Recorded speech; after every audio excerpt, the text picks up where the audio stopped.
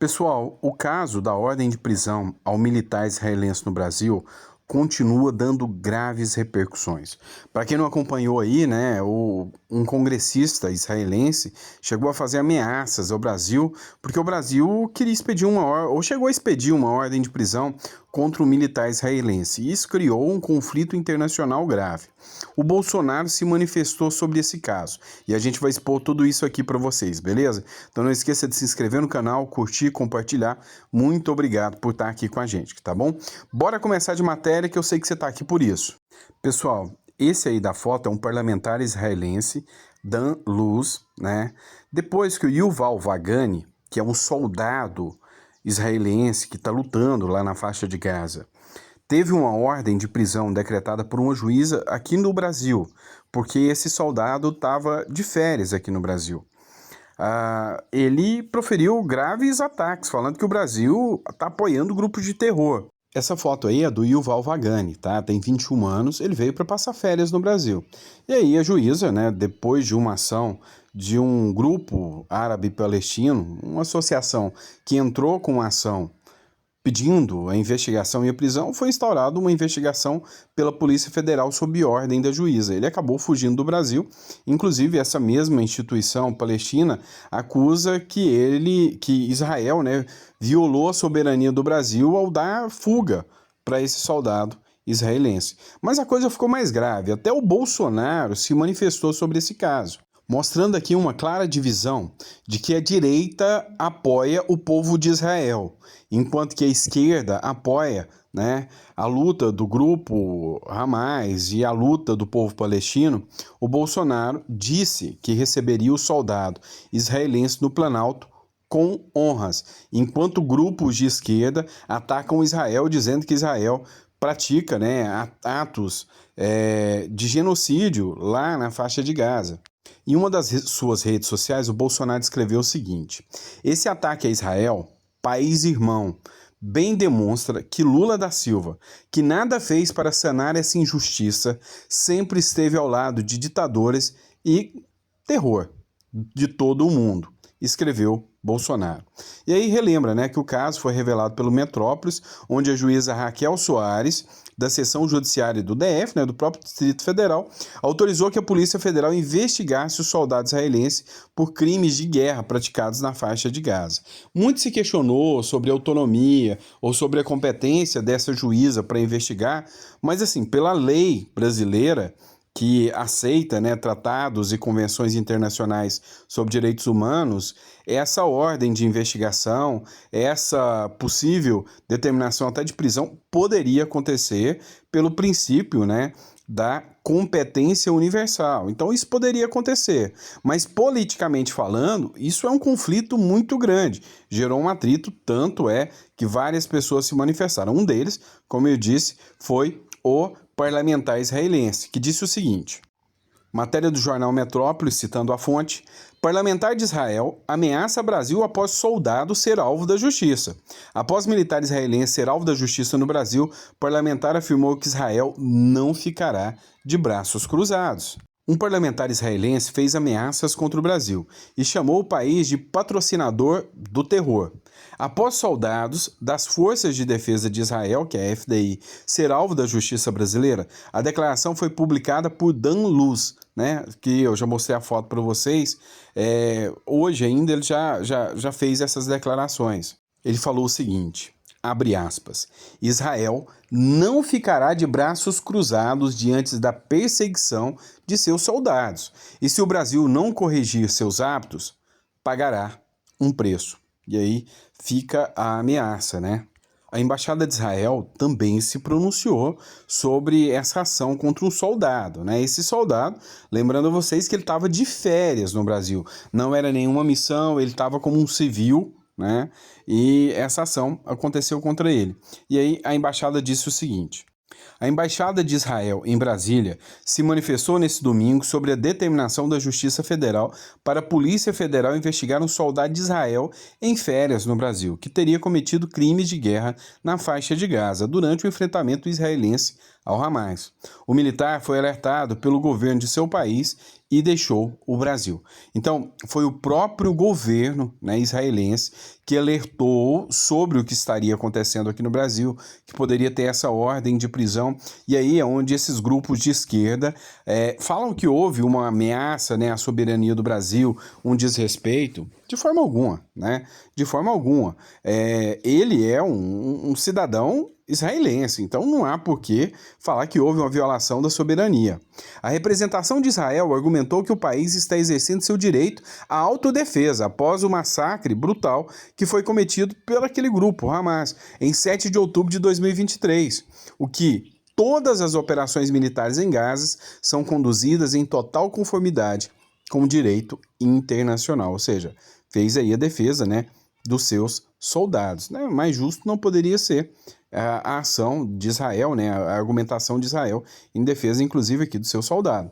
Para a embaixada, abre aspas, os verdadeiros perpetradores de crimes de guerra são as organizações de terror que exploram populações civis como escudos humanos e utilizam hospitais e instalações internacionais como infraestrutura para os atos de terror direcionados aos cidadãos israelenses.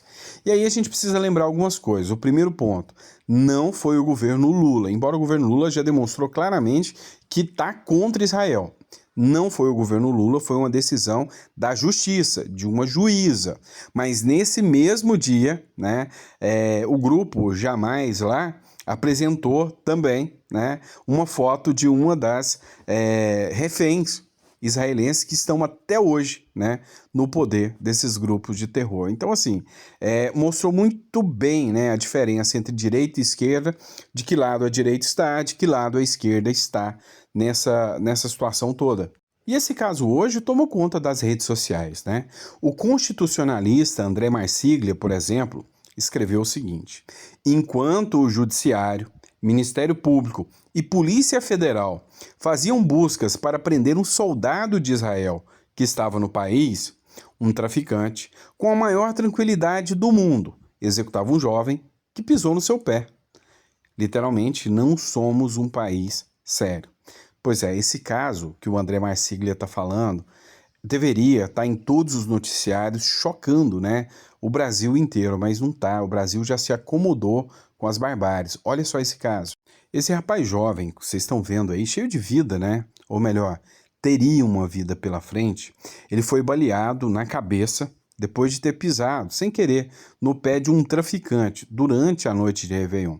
Esse é o Cauã Galdino. Para quem acompanhou aí, né, os noticiários, eu não vou colocar aqui para vocês para não chocar, né, o choro do pai dele, falando que era um garoto sério, trabalhador, um exemplo de filho para ele, e o pai, você vê nitidamente que é um pai trabalhador, né, o Cauã Galdino, que tinha só 18 anos, estava internado no hospital de Posse, em Nova Iguaçu, né, o sonho dele era ser um jogador profissional, ele já era um jogador de base, já era um jogador de futebol, infelizmente teve a vida interrompida, né, ele não conseguiu sobreviver ao tiro e ocasionou porque o cara pisou no pé, né? Pisou no pé sem querer de um traficante, pediu desculpa, implorou pela vida dele, conforme as testemunhas, mas isso não é suficiente, né? O crime organizado tá aí para fazer o que bem entender e deu um tiro, a queima-roupa com a maior maldade do mundo na cabeça do jovem. Mas isso não tá chocando a imprensa, né? Como outros casos aí assustadores, como por exemplo, o tanto que a imprensa fala do 8 de janeiro. E aí, pelo menos na minha visão, é justa a crítica do André Marsiglia, para mim muito justa, né? Enquanto estão preocupados com o soldado israelense que está aqui no Brasil e a justiça está atuando, né? Os traficantes, os criminosos estão livres e leves soltos, né? Esse cara já tinha feito vários homicídios, ficou 8 anos preso, né? Cumpriu pena, estava solto desde janeiro de 2024, saiu para dar um tiro na cabeça de um jovem, né, que tinha a vida toda pela frente. Né? A justiça brasileira, como ela é, nua e crua. E aí, para não dizer que não falei das flores, né, mudando de assunto, essa matéria é da Auriverde Internacional. Lula, que diz defensor da democracia, erra feio ao enviar representante à posse de Maduro. Tá, eu tenho que discordar do pessoal aí da Auriverde. O Lula não errou, não. O Lula acertou, e acertou muito, porque ele só mostrou sua essência. Para quem conhece a história do escorpião e do sapo, sabe que o escorpião tem uma natureza, né? Para quem não conhece a história, um sapo estava atravessando o lago, o escorpião pediu carona ao sapo. O sapo resolveu dar carona ao escorpião. Enquanto o sapo estava nadando bem no meio do rio, o escorpião deu uma ferroada, né? Injetou seu veneno no sapo. E o sapo falou: "Por que você fez isso? Nós dois vamos morrer. Você vai morrer afogado e eu vou morrer com o seu veneno." O escorpião respondeu: "Desculpa, mas é a minha natureza." Pois é, o Maduro, sendo aí homenageado, porque para mim é uma homenagem, sendo homenageado pelo Lula com o reconhecimento, né, da sua fraude lá na Venezuela, mandando um representante, mostra nada mais, nada menos que a natureza do Lula. Auriverde, citando a fonte, Venezuela em crise reflete a diplomacia brasileira. A crise na Venezuela expõe um regime autoritário, com o narcotráfico dominando o país e Nicolás Maduro consolidado no poder. Enquanto isso, a decisão do Brasil de enviar um representante à posse de Maduro levanta sérias questões sobre os nossos princípios democráticos. Que questões? Que princípio? Que democracia? Qual a nossa democracia? Que democracia é essa que o povo, né, é um povo que defende Israel e, sabe, ações advindas dos governantes ou mesmo do judiciário atacam Israel? Que democracia é essa que o povo odeia o ditador Nicolás Maduro, mas que o representante maior do país manda, né, gratificações, presentes, né, ou reconhece o ditador Nicolás Maduro? Que democracia é essa, né? Lembra até do meme. Que show da Xuxa é esse? E por falar nisso, enquanto o Brasil mergulha no caos, enquanto índios morrem, enquanto pessoas morrem por dengue, enquanto recorde de queimada na Amazônia, né, o PT não está nem um pouco se preocupando com isso e quer fazer evento, festinha, para ganhar dinheiro público, né, para gastar dinheiro público sobre o 8 de janeiro. E o deputado Zé Trovão, ele fez uma crítica aqui às Forças Armadas. Forças Armadas essas que foram convocadas para comparecer no ato de 8 de janeiro. E a crítica do Zé Trovão é forte. Ele começa colocando uma imagem aqui, para quem está só ouvindo, uma imagem, né, de comandantes das Forças Armadas, Exército, Marinha, Aeronáutica, com cabeças de melancias. E chama de fraquezas armadas. E escreve o seguinte: "É com grande entusiasmo que vemos os líderes das Forças Armadas que, naturalmente, sempre se destacam pela sua completa neutralidade política, atenderem ao convite do presidente Lula para a solene celebração dos atos de 8 de janeiro. Nada mais justo do que rememorar com pompa e circunstância um evento tão, marcante. E o melhor, com a presença dos pilares da democracia brasileira, o Congresso e o Supremo Tribunal Federal. Podemos ter certeza de que o evento será um verdadeiro festival de unidade e reflexão nacional. Certamente, uma oportunidade única para todos nós refletirmos sobre o que mesmo?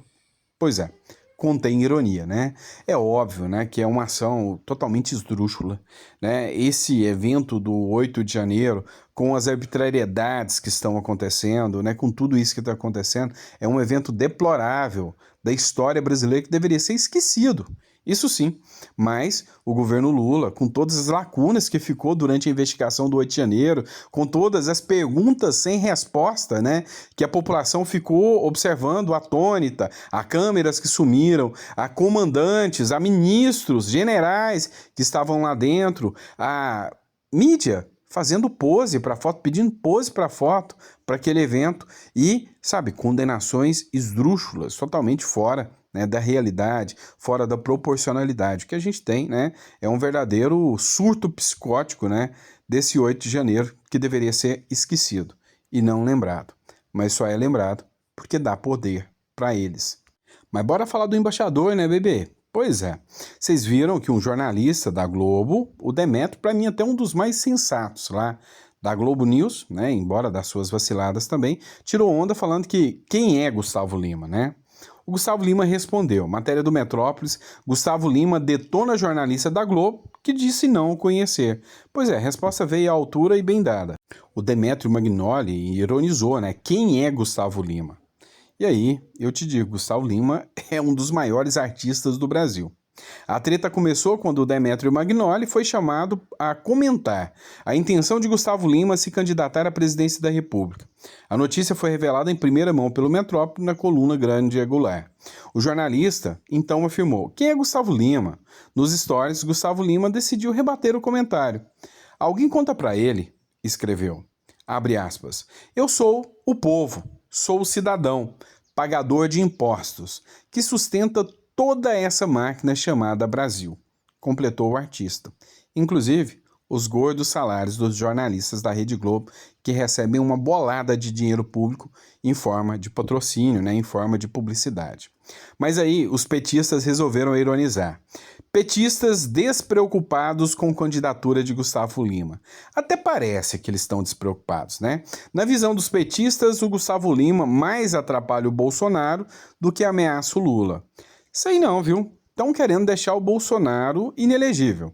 Se o Bolsonaro ficar inelegível, Gustavo Lima não é um nome fraco, não.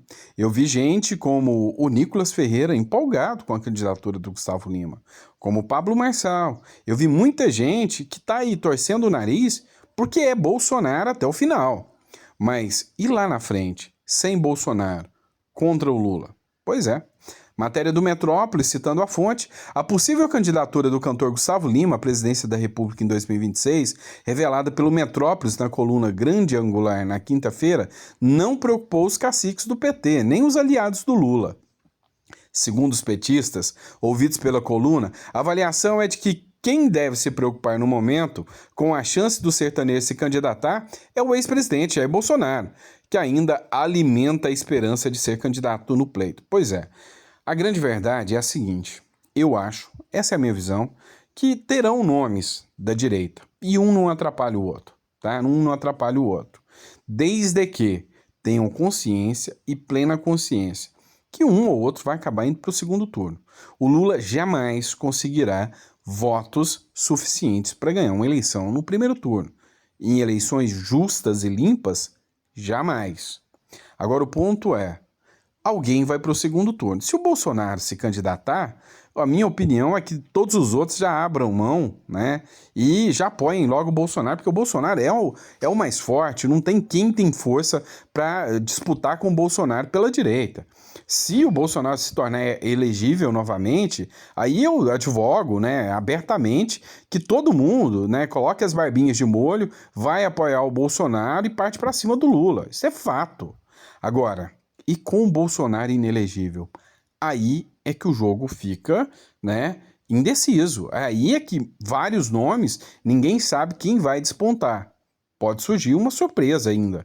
Pode ser que o próximo presidente do Brasil, pela direita, sequer esteja sendo aventado ainda, né? Como o Pablo Marçal não era aventado para a Prefeitura de São Paulo e quase levou, né? Não levou de burrice, vamos ser claros aqui, não é?